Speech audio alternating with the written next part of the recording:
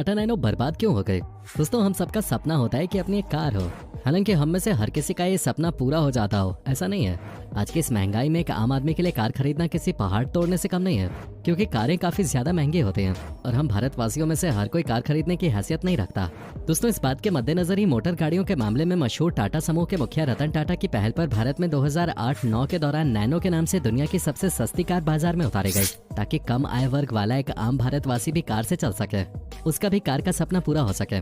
रतन टाटा का ये सपना था कि वो हर घर तक कार पहुंचा सकें, जिसके लिए उन्होंने अपनी तरफ से पूरी कोशिश भी की और दुनिया के सामने एक ऐसी कार खड़ी कर दी जिसकी कीमत आईफोन से सिर्फ थोड़ी ज्यादा थी।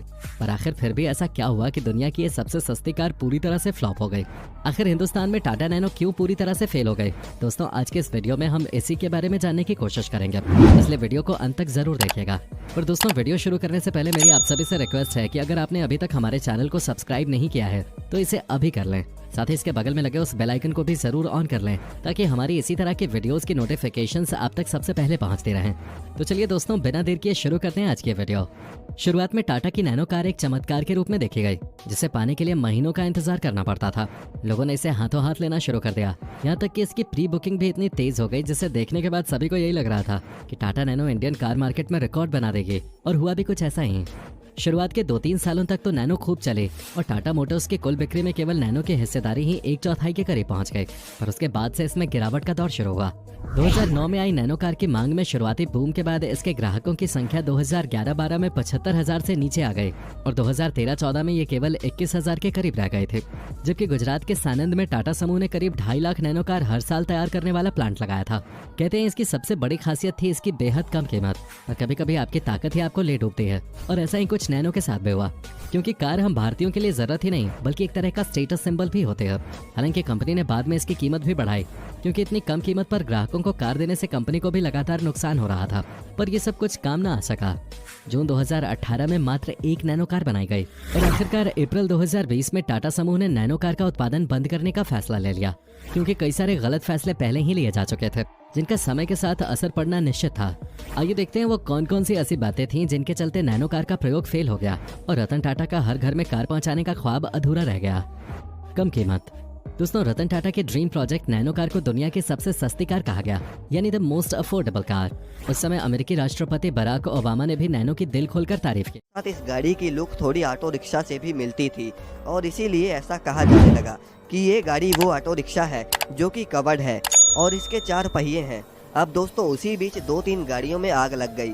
अब 10 लाख गाड़ियों में से 3 गाड़ियों में आग लगना एक बहुत ही नॉर्मल बात थी, लेकिन उस समय इतनी हाइप बनी थी कि नैनो की नेगेटिव न्यूज़ भी मार्केट में और भी तेजी से फैल रही थी।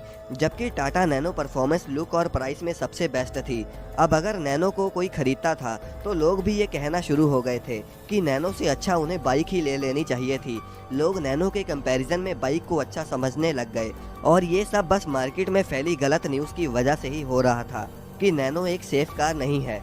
अब दोस्तों, ये बात आपको हैरान कर देगी कि जो टाटा नैनो की मार्केट में कंपेटिटर कार हैं, यानी कि मारुति 800, उसकी सेल टाटा नैनो के लॉन्च पर 20% गिर गई थी। और तो और दोस्तों, रतन टाटा ने पहले टाटा नैनो की प्रोडक्शन के लिए वेस्ट बंगाल में जगह खरीदने का सोचा था, क्योंकि वहां पर काफ़ी सारी जगह थी जो कि टाटा नैनो के प्राइस को मेंटेन रख सकती थी। लेकिन वहां पर भी किसानों ने उनके खिलाफ प्रोटेस्ट करना शुरू कर दिया, क्योंकि वहां के सभी किसान खेती करके ही अपना गुजारा करते थे और इसीलिए इसमें रतन टाटा जी को पीछे हटना पड़ा।